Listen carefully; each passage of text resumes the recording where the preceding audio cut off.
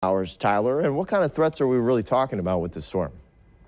Ryan, we've said all along that heavy rain is going to be the big threat. And, you know, some of those tropical downpours that move through will unleash a prolific amount of rain in a short amount of time. So you see on our future clouds and rain computer model, some of these rain bands, intense rain bands, getting a little closer and more frequent as we head into the late morning hours, into the early evening hours as well. So basically that afternoon time frame, probably the roughest for most of us. The center making landfall maybe around mid-afternoon before moving up into Alabama. So you notice as we go throughout the evening hours, 9, 10, 11 o'clock, things get markedly better. So as far as the rain goes, is the center, let's say, makes landfall in Walton and Okaloosa County. That heavy rain shield is on the right side. We're looking at about 4 to 7 inches of rain over the course of several hours.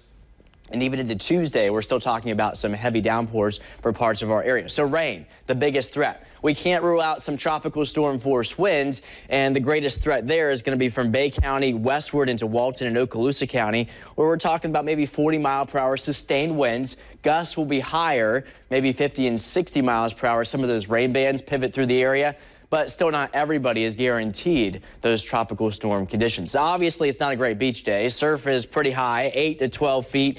Those gusty winds coming in, some of that squally weather that moves through. And farther offshore, look at this. We're talking 10, 15-foot waves in the Gulf of Mexico today. Gradually getting better toward the middle part of the week, but it's going to take some time. Storm surge, in the grand scheme of things, is on the lower end of impacts, but I think if we do see some 2 to 3 foot surge, it's going to mainly be over toward Franklin County and some of the barrier islands, maybe less than 2 feet back across the western part of our area. So the bottom line is worst time will be between 10 a.m. and 8 p.m. for most of us, off and on periods of heavy rain. Obviously, beaches are closed for swimming, so rip currents and rough seas will be a big impact offshore. And then we're talking about on land, winds sustained close to tropical storm force with some pretty gnarly gusts in there as well. We'll be right back. Stay with us.